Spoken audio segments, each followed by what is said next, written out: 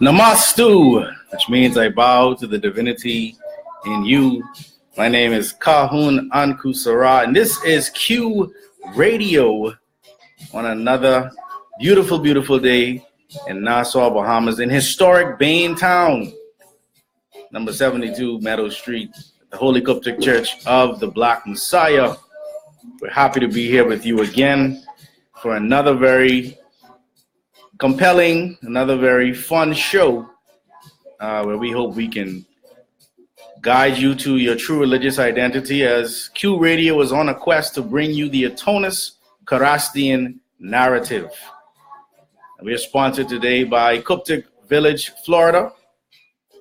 We're also sponsored today by Qubtic Kitchen, Bahamas, and you can call in your orders right now at 810-3457, 810-3457. We're also sponsored by Chlorine Depot. For all of your chlorine needs, please call 424-6658, 424-6658. And of course, if you want to become a sponsor of Q Radio, please inbox me, or if you are an international viewer, you can pay through or donate through PayPal. And all you would need to do is go to Journey Home Group, the number 2 at AOL.com. Journey Home Group, the number 2 at AOL.com on PayPal. And you can donate there as well. And I'll have more information up for you to be able to do that. But this show is going to continue through your donations, through your sponsorship, because we can't do it without you.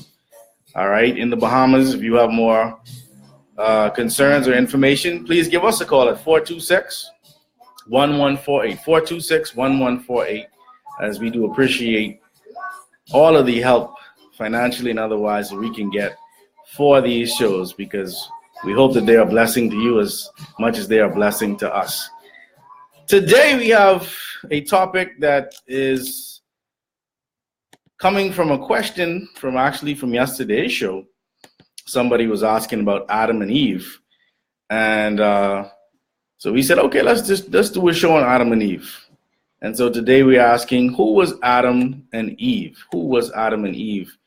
And so we're going to be going through the original books of the Bible as well as the King James to answer these questions. And of course, you can ask your questions right in the comment section, and we'll get to those questions as soon as possible. I just want to acknowledge all of those who are watching live right now. I see our Winnadimi, our brother Hasheen Lockhart, who is our associate pastor, our Minivazir here in Nassau, Bahamas. I also see my father, yeah, Daddy, DJ Counselor, respect my brother. And listen, I can't call everybody names, so I know I shouldn't have started. My bad. But we appreciate all of y'all tuning in today as we give you the Atonus Karastian perspective. That is the quest on Q Radio, all right? So who was Adam and Eve? Let's jump right into it. So I want to start today in the King James Version of the Bible. And we're going to go into Genesis chapter 1, all right? Genesis chapter 1. Because the questions, obviously, that most people have are based around their understanding of the scriptures as they have, received them. I mean, we all grew up reading the King James or some version of the Bible. And it's very important that we address it from this perspective. And then we're going to touch on the original books of the Bible so that we can be clear about Adam and Eve, and whichever question that we're addressing today is Adam and Eve. So let's go in our Bibles to Genesis chapter 1, verse 26. Genesis chapter 1, verse 26, because when we ask this question of who is Adam and Eve, we have to be very clear about what the scriptures are saying as opposed to what we've been taught all of our lives. We've been taught a lot of things that don't necessarily align with the scriptures. And by the scriptures, I don't just mean the King James Version. I mean, as our Balsesh Hotep Tar has taught us, we have to go into the scriptures as far as the languages are concerned to be able to see things from an African perspective, because these books are African scripture. You can go back to our show a couple of days ago on the original books of the Bible and get more clarity on what I just mentioned there. All right. So this is Genesis 1. And of course, this is creation. This is when you have God creating this environment called the Garden of Eden. And one of the last things that God makes is who today is being called Adam and Eve. Well, let's see what it actually says. In Genesis 1:26, and God said, "Let us make man in our image and after our likeness, and let them have dominion over the fish of the sea, and over the fowl of the air, and over the cattle, and over all the earth, and over every creeping thing that creepeth upon the earth." Verse 27 goes on to say, "So God created man in his own image. In the image of God created he him. Male and female created he them." So in this particular chapter, there's no Adam and Eve in terms of a name, because they make it seem as if Adam and Eve is actually a name. As a matter of fact, when we go into male, you see the word zakar, which is going to become very important in a minute when we go into the original books of the Bible. Okay? And then you see female, you see the word nakeba. All right? Nakeba, they will say, means a female or a woman or a female child, a woman. Right? And zakar, this is in the Strong's Concordance, they will say a male. All right? So they're not really trying to delve too deep into the meanings of the words, because they're hiding something from us. All right, which is very sinister of them to do. But of course, if they're going to keep us in a state of mind where we are constantly depending on them and constantly looking for them for guidance, then they're going to have to hide our true religious identity from us. Yes? All right, so in Genesis chapter 1 and 27, so God created man in his own image. In the image of God created he him. Male and female created he them. Okay? Now, what's interesting about that verse is if we go over to Genesis chapter 5, we see a similar statement being made, and then it goes a little further. Okay? So Genesis chapter 5 now says, "This is the book of the generations of Adam." Now that's really interesting, because this is supposed to be the book of Genesis, not the book of the generations of Adam. Unless Genesis is the book of the generations of Adam. I mean, you tell me. But this is only 32 verses in chapter 5 of Genesis. 32 verses, I wouldn't call a book. I mean, if that's a book, then, I've written, thousands of books based on that. But it says, this is the generations of Adam. All right, let's look at this word Adam for a second. The word Adam, they'll tell you Adam equals red. They'll say first man. First man. Remember, they said this now. They'll also say city in the Jordan Valley. There's a city called Adam. Okay. They go on to say that Adam or Adam is the same as H120. This word Adam, now they say is man or mankind. All right, mankind, Adam, the first man. So they constantly drilling it into us that this is the first man. All right, so let's continue. This is the book of the generations of Adam. They say is the first man. In the day that God created man, in the likeness of God, made he him. So this is all men, no women, according to them. No women are here. This is only men. Then it goes to say the same statement that's made in Genesis 1:27 is now made in Genesis 5:2. Male and female created he them, and blessed them, and called their name Adam in the day when they were created. So let's just pause, time out for a second. All right. How is it that we can look up the word Adam in the Strong's Concordance? And this is why we tell you we don't translate from the Strong's Concordance only. We go into the actual languages, right? Because here's the thing. If Adam means the first man, then this verse in Genesis 5:2, the second verse of Genesis 5, doesn't make any sense. Male and female created he them and called them, male and female created he them and blessed them and called their name Adam. So the woman's name is Adam too. Oh, so something is not right here. Okay, obviously the word Adam cannot mean first man, because there's a woman also called Adam. As a matter of fact, this is a tribe called Adam.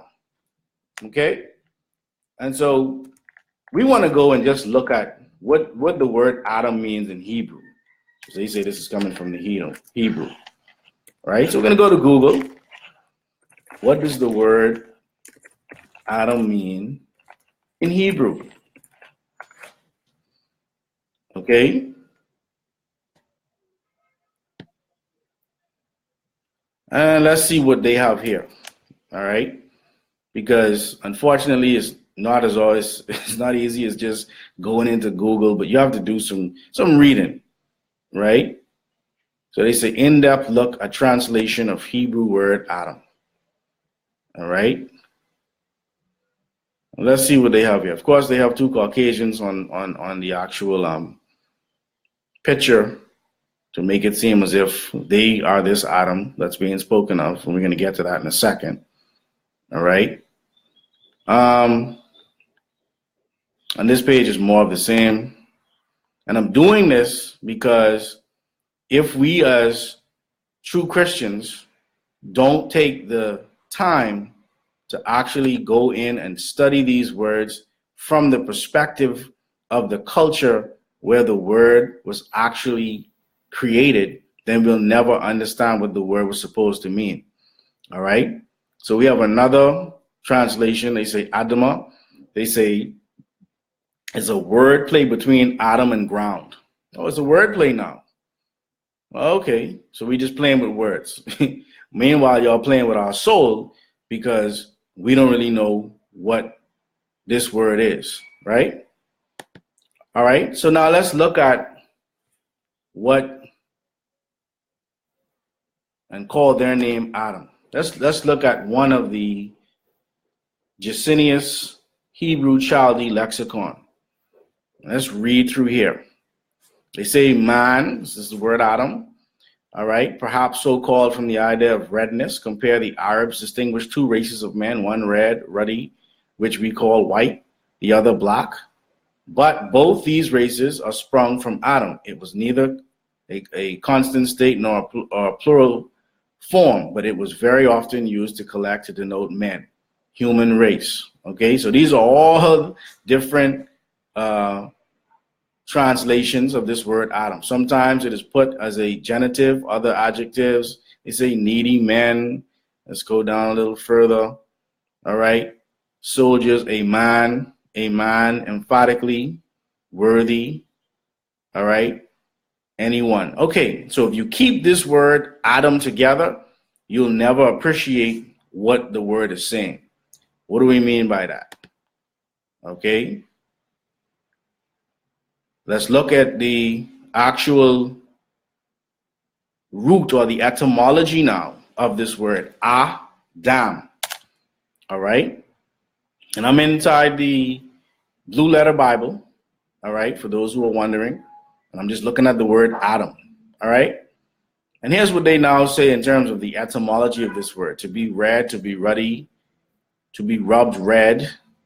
They say the ruddy, they say that means of Nazarites. Interesting, right? Reddened, to grow red, right? Then it goes to the Strong's definitions. Adam, to show blood. To show blood, they say in the face. So this is their attempt at saying that this is some fair skin, as they would call it, or light skinned person who has the ability to show blood in their face. So I just want you to see how they've created a whole racist doctrine, all right, around this Adam and Eve that is very confusing to us as Africans, because these two people were supposed to be in Africa, all right? Looking at this Jacinius Hebrew Chaldee lexicon, to be red, ruddy, to be fair, handsome, once found. Lamentations, their princes were whiter than milk. So again, they're all trying to make it, oh, that's the white man. Whiteness and ruddiness belong to the description of youthful beauty. Hence, it is a mistake to apply the word in this place as meaning clear whiteness, as Bocart and all of these fancy scholars are saying, okay? Plural, made red, dyed red, to be red. But why do they keep talking about this red? The reason why they keep talking about this word red is because the word Adam, the word dam is the word blood. And the word, or the prefix to that word, means life when you go into the actual Shemitic languages. So we're not just merely talking about a name of a man or even a name of a man and a woman. We're talking about the actual blood that was utilized in this gene ISIS project. And let me explain what we mean further. Let's go into the original books of the Bible so we can appreciate what Genesis was actually trying to say, or not so much trying to say, what they were trying to hide. All right, let's go and see. We're in the Bereshith, and we're in scroll 1. And for those atonists who may have it, we're on the first scroll, and we're going to start at verse, let's see. We're going to start at verse 107. Okay? 107, scroll 1. It says, and this is the Bereshith, and these Nataru Elohim of this renewed world, O humanity, are found recorded in the records of the Sumerians, the ancient Cushite Babylonians, called Enuma Elish, Gilgamesh Epic, Atrahasis, Etna, and the likes, which does teach all humanity of a time wherein the children of the Nataru Elohim, this is who they're calling God in the King James Version, okay? It teaches of a time wherein the children of the Nataru Elohim, called Anunnaki, did procreate in that region of Tar Earth that is Sumeria. So this story is coming out originally out of the records of the Cushite Babylonians. Let's stop there for a second. If this story is coming out of the records of the Cushite Babylonians, then why, when I start to research it in the Strong's Concordance, I keep saying white and white people and how beautiful they are? If somebody's not trying to change the story around, because there's no records. We're going to show you where their records are. They do have records. The Greco-Romans do. But they have done a very, very wicked thing by translating it through their eyes and then giving it to us as if it's the only translation. I don't have a problem with them translating it, but give it to your people. Don't beat us over the head and tell us it's our records. You understand? All right? And these Nataru Elohim of this renewed world, O humanity, are found recorded in the records of the Sumerians called the Enuma Elish. This is one of the records. The Gilgamesh Epics, another record. The Atrahasis, another record. Etna, another record. And the likes, more records than even what were mentioned, which does teach all humanity of a time wherein the children of the Nataru Elohim, called Anunnaki, did procreate in the region of Tar Earth, that is Sumeria. Okay, now this is still all Genesis 1 and 26. And these Anunnaki did breed a branch of humanity which came forth out of two of the four surviving tribes, namely the Qubtites and the Atumites. Oh, so you do have a tribe called Atum that's not in the Bible. Another branch of Adamites. Oh, so there's branches of Adamites. Why aren't they telling us this? Of the Homo erectus genealogy, so another branch of Adamites of the Homo erectus genealogy, bred with the blood seed of the Anunnaki, or the Anunnaki. So this is why the word blood now is so important, and why we have to understand what the word Adam is actually saying. Because when you go into that blood, there's something in that blood. There's DNA, there's RNA, there's chromosomes, there's the mitochondrial DNA, which we're going to get into. And these tribes, verse 109, scroll 1 of the Bereshith, the original books of the Bible, and these tribes are earthlings of this renewed cycle, which did occur in the generation of the first of the last two epochs, which occurred after the second meteorite shower, was such that they too were a renewed species of humanity in the Tigris-Euphrates Valley region of Tar Earth. So let's be clear. Genesis 1 and Genesis 2, the reason why they seem so familiar and biblical scholars either won't or can't explain it is because each Genesis 1 is a period of 49 to 50,000 years, and so is Genesis 2, a period of 49 to 50,000 years, called an epoch. So it's not 7 days. It's 1 day was 7,000 years. So 7 days of 7,000 years would equal 49,000 years. You add 1,000 for the procession, you have 50,000 years. Okay, so verse 110 now says of scroll 1, the Bereshith, original books of the Bible, and these Anunnaki did also rule and govern as an assignment the Dragons of the sea, a reptilian fallen race that became known as the beast of the field when they too began to walk the surface once again in humanoid form. This is them having dominion over the fish of the sea. Verse 111, scroll 1, the Bereshith, the original books of the Bible. So the Nataru Elohim, falsely called God, were to procreate, fashion, and form, whereby replenish Tar Earth, using these peaceful and highly intelligent tribes, namely Cushites, Hawilites, Qubtites, and Atumites, 4 tribes, wherein a new Tamaraean or ancient African bloodline was creatively grown in their image as female tribal leaders and priestesses and male tribal rulers and priests, which differed from those Nubian Melanite tribes which resided on Tar Earth before the second meteorite shower. So this was a new creation. And the blood that was being utilized was the blood of 4 tribes to create a new Adamah.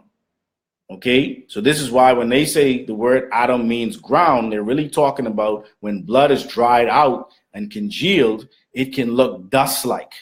Hematologists, when they want to store blood or transport blood, can separate the liquid portion of the blood, the plasma-like portion of the blood, from the solid portions of the blood. And that solid portions of the blood that has a lot of hemoglobin or iron in it, it looks red, it looks brown, it looks like dirt. Okay, verse 112 now. Okay, so verse 111 was referencing Genesis 1 and 27, where it says male and female created he them. So if there's a woman involved, then women ought to be a part of that creation or part of the creators. Otherwise, what image and likeness are women in? You have to ask that, women. You know, you sit up in churches where you're not even respected. You sit up in churches that tell you to be quiet. You sit up in churches that tell you that you really are a weaker vessel. You sit up in churches and don't understand your divinity, and I can't help you and we can't help you because that's obviously what you want. Yeah? So if you want different, then you got to do different. All right? But let's continue. Verse 112 now, moving into Genesis 1:28 says, and so it was that the Nataru Elohim, who are assigned to guide those who survived the second meteorite shower, did bring forth and bless the Cadmonites of the Phoenician stock of Hindus. This is one of the Adams, the 14th Melanite Adamah group. Oh, so there's 14 Adamah groups. That's what the original books of the Bible is showing us today. There's the 14th Melanonite Adamite group used in the multiple processes of replenishment. So the Bible, when they say Genesis, they're hiding behind that word, the word Barashith, which is a word that means replenishment. Because you can't tell Adam and Eve to be fruitful and multiply and replenish the earth. Replenish means to plenish again. So there's something that's had already happened. So Adam and Eve in the King James Version could not have been the first Adam and Eve. Especially when you're only talking about men and saying that the woman had to come out of the man. That doesn't make any sense. And then later on, he names her the mother of all living. Doesn't make sense, right? We'll get to the reality of it. So this Cadmonites, the Phoenician stock of Hindus, was the 14th Melanonite Adamite group used in the multiple processes of replenishment, simply the first of a new period of 4 6,000 year cycles, which was and is an epoch of 24,000 years. Okay? So you have these epochs of 24,000 to 50,000 years where cycles are happening. Okay? 6,000 year cycles, and you have 4 of those. You have a 24,000 cycle, and you have 2 of these 24,000 cycles into 48 to 50,000 year cycles. An epoch, an equinox. Depending on who you're talking to, you'll get a different name for them. But the point is, they're cycles within cycles. But the true Christian understanding of Adam and Eve is telling us, as verse 113 of scroll 1 in the Barashith tells us, and these 14 Melanonite Adamite groups, so there's 14 Adam and Eves, okay? 1 being Atum Re, 2 being Nun and Nunet, 3 being Het and Hehet, 4 being Kek and Kiket, 5 being Amun and Amunet, 6 being Atum, 7 being Shu and Tefnut, 8 being Geb and Nut, 9 being Afsu and Tiamat, 10 being Lahmu and Lahamu, 11 being Anshar and Kishar, 12 being Anu and Antum, 13 being Nun, Nuak, and Naama, and 14 being the Cadmonites of the Phoenician stock of Hindus, all of which are another symbolic meaning of the 14 pieces of the body of the original sacrificial shepherd Asaru, which manifest as the original 3 groups of 12 royal tribes of Ishmael, Israel, and Midiani. And those are the tribes that we today are walking around. We who are walking around right now in this day and time, we are a manifestation of the 3 groups of 12 royal tribes of Ishmael, Israel, and Midiani. So we have to be very clear. What Genesis and the King James Version and the myth-made Bible is doing is confusing us, because it's not telling us the full story. It's not telling us, number one, there were 3 Edens in this story that they're not telling us about. When we go to Papyrus 1, original books of the Bible, in the commentary on page 63, it mentions 3 Edens. Okay? 1 for each of the respective etheric progenies, namely those of the living ether, soul people, Nubian Melanonites. The second being for the dissipating ether, Hindus. And the third being for dead Ghoul, the so-called Canaanite, Caucasian Anglos, which are found within the present-day Bibles, which so many read as found as this first Eden is in Genesis 1 and 26. This is different from the second Eden that you find in Genesis 2, because in the first Genesis, male and female created he them. In the second Eden, the male is created first, and the woman is taken out of him. And then there's a third Eden in Genesis chapter 10, which is the Eden of the Canaanites. It gives you the 11 plus 1 sons of Canaan. Okay, included in there will be the Hittites.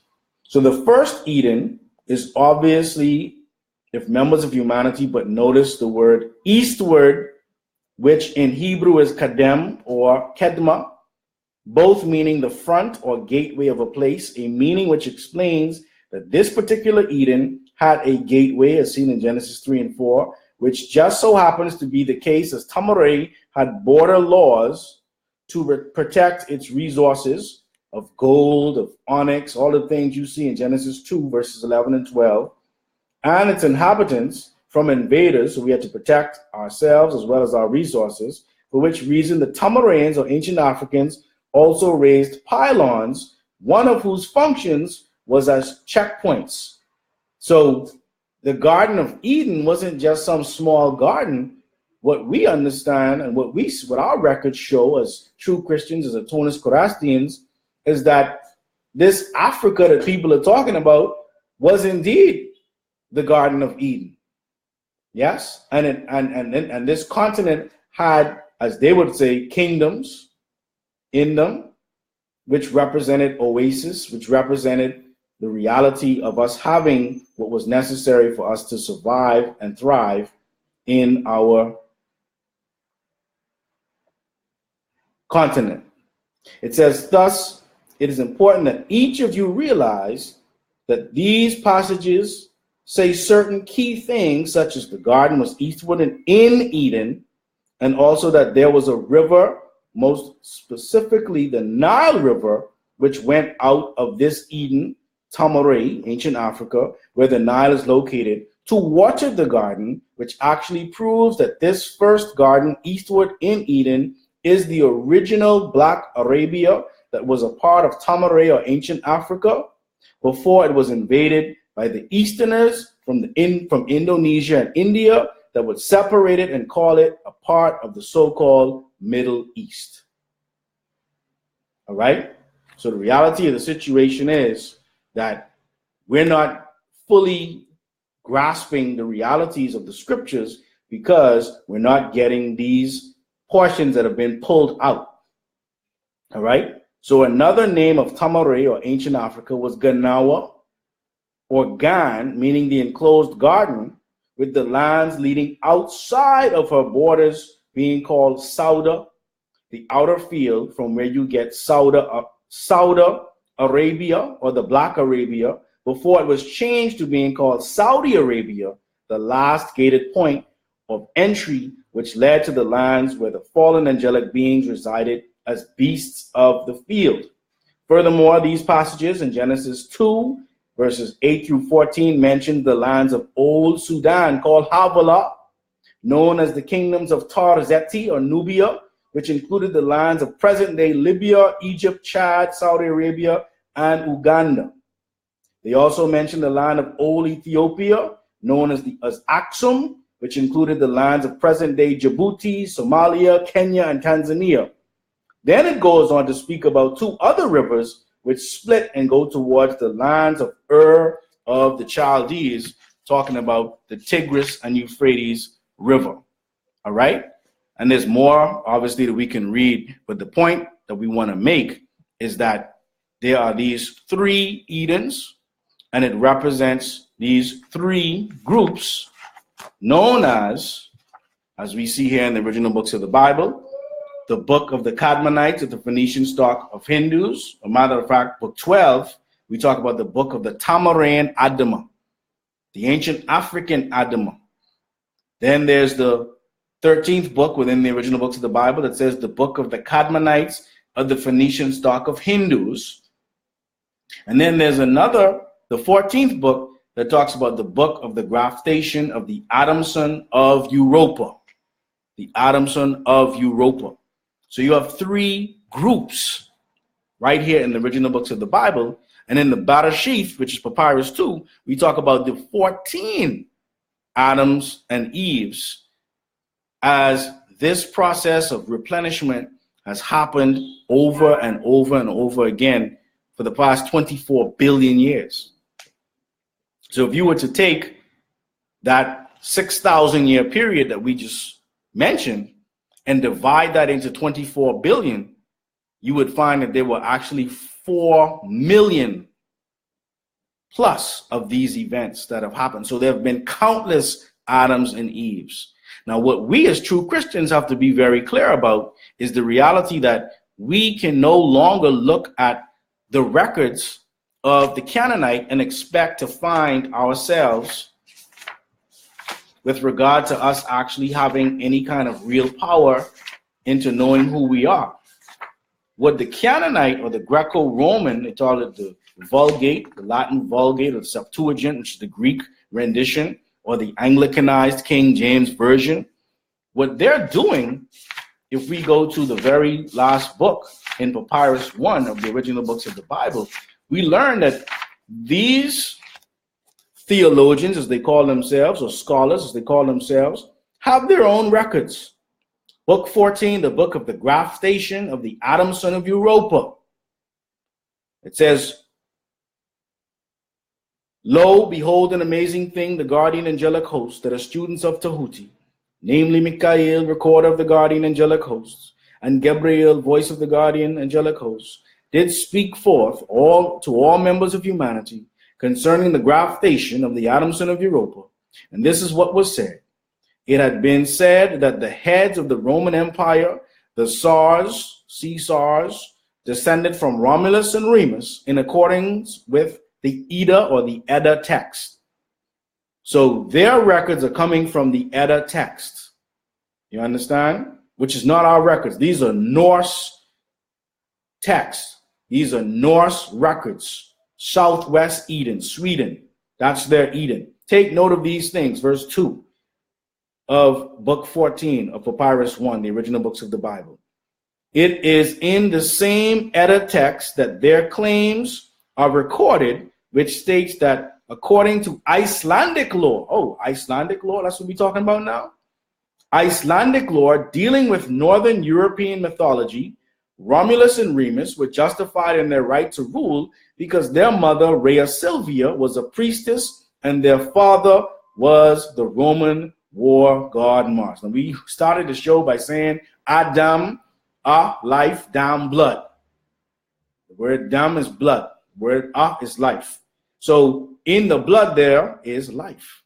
So if you are dealing with records of people from Iceland, then guess what? The blood in Iceland is different from the blood in Africa. Okay? And I'm not saying this to bash anybody. We're not bashing anybody. We're just simply making it very clear that when we start to talk about Adam and Eve, we have to know that there was more than one man and one woman, just based on some simple scientific facts. Okay? Whenever someone needs a blood transfusion or somebody needs some type of organ replacement, etc., they have to check your what? Your blood. Because we don't all have the same blood. So if we all came from Adam and Eve, as they would like to tell us, then we would all have the same blood. But yet you can go and research right now and find out that there are over 400 types of blood. So if there are these many blood types, then it means that the progenitors of these blood types were not the same people. So what the African theology does, as Atonis Karastians, we go back into the records that allow us to see ourselves in divinity, because all others have done it for themselves. The Chinese see themselves in divinity. The Indians see themselves in divinity, etc., etc. And in doing so, they are able to rule themselves. They're able to actually have a story that they can pass on to their children that says, this is our culture, this is our dress, this is our way of eating, this is our way of functioning. And in doing so, it allows for them to rule themselves. So if we are looking at Adam and Eve as Europeans, then where we come from? Because no European to date has been able to give birth to an African. You do, however, have melanite people or Africans who can give birth to melanin recessive people. You know, as much as you may hate how Michael Jackson tore his melanin away and shifted his nose, he proved that white people came from black people, like it or not. You understand? And so the reality of the situation, as we in show 4 of Q Radio, giving you the Atonus Charastian narrative. We're on that quest. This Adam and Eve was not just one story. They try to box us in, and in boxing us in, what they do is keep us away from our records, keep us disconnected from our records. And in keeping us disconnected from our records, it means that we don't actually respect that we have records, number one. And it also means that we don't actually respect that we as a people actually have some say in world affairs, because they'll tell us that we were savages, and the only way that we can have any type of salvation is if we convert to one of their religions, even though we can prove that their religions all came out of our culture. Because we as a people have never had to be civilized. This is the first time, after now having been exposed to the slavery, the colonialism, the imperialism, the Jim Crow laws, the racist rhetoric. I mean, you see it happening right now all across America. You see it happening now in such a way whereby we as a people now have to begin to say, hold on now. You telling me in one breath that we all came from Adam and Eve, and you're telling me in one breath we all God's children, but then in another breath, you're kicking me out of Starbucks because I didn't order fast enough. In another breath, you're killing me even though I don't have a weapon, as a policeman is pulling us over. In another breath, you're telling me that Darwinism is a reality because, and I hope you all understand what they was doing. They was trying to say white people came from apes because they was admitting that white people came from black people, and they was calling black people apes. Huh? So the reality of the situation is, in one breath, they want to disrespect you, and in the other breath, they want you to always need them. So that's why they got to always preach you this story of Adam and Eve. And then when they paint Adam and Eve, they paint Adam and Eve with belly buttons. What's that about? The only reason why you would have a belly button is if you came out of a womb. Huh? So obviously they're not telling us something, but it's not their responsibility to tell us anything. It is our responsibility to know our story. It is our responsibility to ask for our scriptures. It is our responsibility, and after having those scriptures, to live those scriptures. It is our responsibility to know who our Adam is. It is our responsibility to know who our Eve is. It is our responsibility. So in that blood, still speaking of this blood, because our life, damn blood. So if you're with me right now in the comments, I just want you to type Adam, A equals life, and DAM, damn, represents blood. Just type it for me so I can see who's following along, because I want to make sure that we're getting this.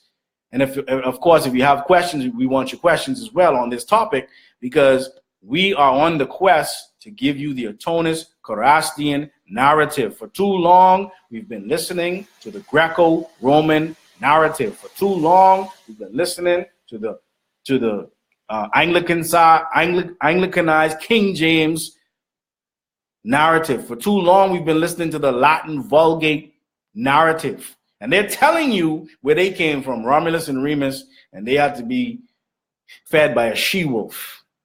Is that really what your heritage is all about? But let's talk about this blood. In this blood, if we go to Genesis chapter 3, let's go back into the King James now, because I want to show everybody, because everybody doesn't have the original books of the Bible yet. But you can get your copy of the original books of the Bible. Just go to journeyhomegroup.com and you can order it and it'll be shipped to you.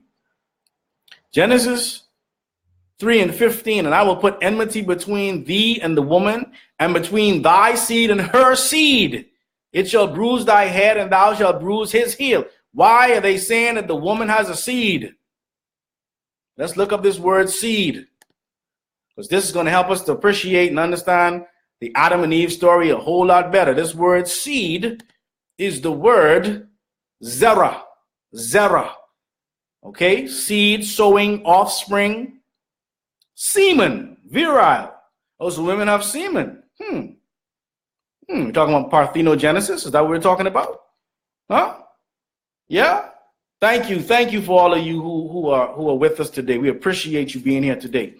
The woman has a seed, but what is this seed actually? This seed is actually the mitochondrial DNA. The mitochondrial DNA is that part of the cell that fuels it, that gives it life. So the woman, if we really going to be honest, is who gives us life. That's why in Genesis 3:20, they say Adam named her Eve because she was the mother of all living. No, it's not because Adam named her Eve. She was always an Eve, if we're going to utilize that. She was always an Eve.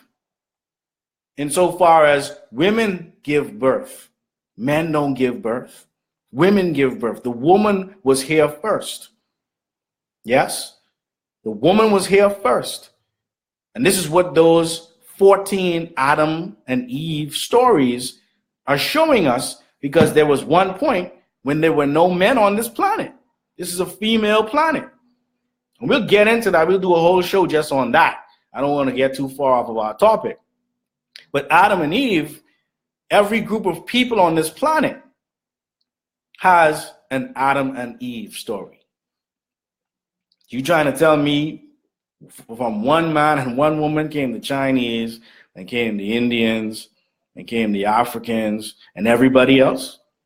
And then they try to hide it by saying that, oh, this happened after Noah. Shem, Ham, and Japheth represented 3 races. But they were triplets from the same mother and father. Something's wrong, people. We need our narrative. We need our narrative. And if we don't have our narrative, then we're never going to rule ourselves. And by rule ourselves, I mean be able to control our destiny. Rel shall wep. We got to have our own religion, which gives way to our own economics, which then gives way to our own labor. Because your religion dictates how you dress, your rites, your rituals, the laws, commandments, which then says, because you dress a certain way, hey, guess what? That's now something that people need to buy. You create your own economy. You have to now understand how you eat. In understanding how you eat, based off of your true religious identity, now people have to make food. That's an economy. So once your economy is established, now you have a labor force, because the labor force, or I should say they work hand in hand, the labor force has to create the clothes or create the food or whatever it is that your religion says you as a people need in order to rule yourselves. Because all the word religion means is to bind, to bring together. The problem is we've been coming together around the wrong narrative. We've been coming together around the wrong scriptures. And by wrong scriptures, I simply mean that the European scripture cannot be the African scripture. Yeah? And so the reality of the situation now, once you have your religion and your economics and your labor in place, guess what? Now the economy is flowing. And we all know in a relationship that the money is, in many cases, what causes relationships to fail. Once that's going, now your relationships are stable. The S represents sex and gender. And now once these children come, you got to educate them. Education. And then now, once you've now how are you going to educate these children in the law? Which law? The law of Ma'at. Universal order and the balancement of deeds. They call it the scale of justice. Once you have all of that, now you have to protect it. War and security. Yes? And now you can have entertainment. Now you can get into your politics. That's what Rel Cell Wep was all about. And that's what each of these Adams and Eves had in their generations. So there was no one Adam and Eve. Makes no sense. That's the European scripture. Or he just picked up some dust and blew in it. That's what he did. So let me ask you this. If God just picked up some dust and blew in it to create Adam and Eve, or create Adam and then take the rib from Adam and then he made Eve, how come he couldn't do it when there was a flood of Noah? How come he needed Noah now to take 2 of every animal and put them in an ark? Why didn't he just kill Noah, his whole family, and all the animals and just start from scratch? Why? Why all of a sudden you need Noah to take 2 of every animal or 7 of every clean animal? Why do you need that? But in Genesis 1 and 2, you making stuff from the dust. Unless the narrative is off.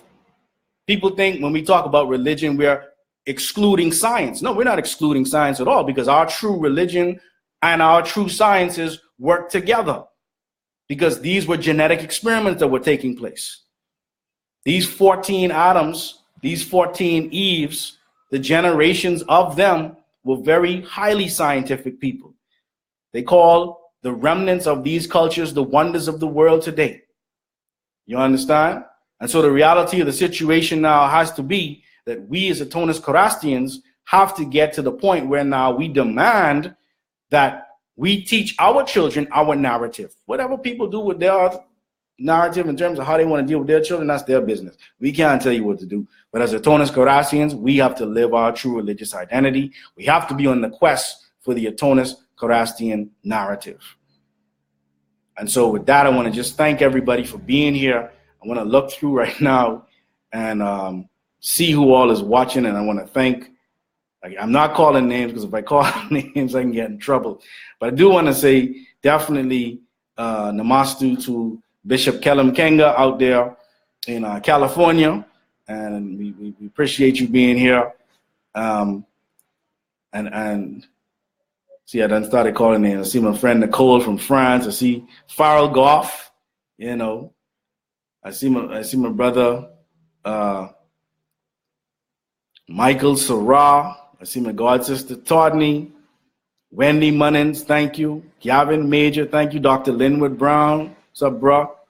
Gino Daniels, oh man, right? Floral Gomez, Troy Rogers, Shamika Smith, Michael Hoyt, Sting Jonkano, yes. And of course, my brother Renako, my roommate from university. Adiaga, respect, sister. Another one of my Skigiites. Ed, can't pronounce the last name, Ed. Tornell Cornish. I think this is your question from yesterday, right? And there are others. I see Levin Miller. Thank you for being here, my brother. But all of you out there, my cousin Indy, all of you out there, we need you to understand that the Holy Qubtic Church is here as a teaching church. The only way you can be a teaching church is if you're actually doing research. The only way you can be a teaching church is if you're doing some analytical work. The only way you can be a teaching church is if you're not just believing what people say to you and you actually question. We're a questioning church. So we know that we are only talking about 14 of these Adams and Eves. There were millions of them. And we're going to continue this quest until our children become the scientists that are out there in the fields, actually going and digging up the bones or digging up the records and doing the actual research. So we can actually have our narrative. We got to have our museums. We got to have our libraries. We got to have our schools. We got to have our own churches, as we do right now in historic Baintown and in Tampa, Florida, and in California and Trinidad and around the world. We got to have our own. We got to be responsible for our well-being if we expect to rule ourselves. And so the reality of the situation, my brothers and sisters, as we are about to wrap up, is this type of effort takes financial dedication. It also takes some blood, sweat, and tears. So we need your sponsorship, and we appreciate those who will sponsor this show. We also appreciate those who have already assisted in helping us to get this far. We want to make this show a better show. We want to actually be able to put pictures up and be able to show you the scriptures we're reading from. And that, again, is going to cost money. The internet, the Wi-Fi is not free. So please give us a call, 426-1148, 426-1148. It's area code 242-426-1148. Or you can simply go to journeyhomegroup.com. Yes. And you can look for information there on how to donate. Or you can go to PayPal and look for Journey Home Group, the number 2 at AOL.com. You can donate there. Journey Home Group, the number 2. Let me just put it here. Journey Home Group, the number 2 at AOL.com. Because we want to bring you this information. But in order for us to do it, we're going to need your help. You understand? So we're not asking for money to say, oh, if you don't give us money, you're going to hell. We're saying if you don't assist us in getting you this narrative, then unfortunately you won't have it. Your children won't have it. And you see what's going on right now. You see who's in power. You see what they're up to. They're trying to bring slavery back in a real way. And we're not going to be a part of that. So we want to help you. We're gonna be fine in terms of knowing what we got to know, but we know we can't do it by ourselves. So we're gonna need you. All right. So just to recap, Adam and Eve. All right, Adam and Eve. Let me someone asked the question on how to donate. This Adam and Eve narrative that we've been learning about is a Greco-Roman perspective. And for the Greco-Romans, that's fine. The edda text is fine for them. All right? But male and female created he them and called their name Adam. So there was an actual tribe called the Atomites. You understand? And if we're going to be ever successful in teaching this narrative to our children, we got to get the original books of the Bible, and we got to come and study. You know, we're here every Wednesday at 7 p.m. for our True Life Fellowship and Bible Study, where we do question and answer. Every Sunday, we have services at 9 a.m. All right, 9 to 11 on Sunday. And you will actually experience the original African Mass, as they would say. You'll see, oh man, this reminds me of the Catholics, or this reminds me of the Anglicans, because that's where they got it from. You understand? And so the reality of the situation is, it's time for us to come home. It's time for us to wake up and become who we are. But we can't do that without a spiritual heritage. We cannot do that without actually having our own records and our own spiritual power. And that's the power in the blood. I ain't talking about no spooky stuff. We're talking about the ability to access knowledge that we have inside of ourselves. You understand? And so as you continue to follow us on Q Radio and donate and share, we're going to be successful. Tomorrow's show is a meeting. We're going to be meeting with the Basesh. And our Basesh, or our Pope, Haru Hotep Tar, Dr. A.J. Varma, he's going to be joining myself.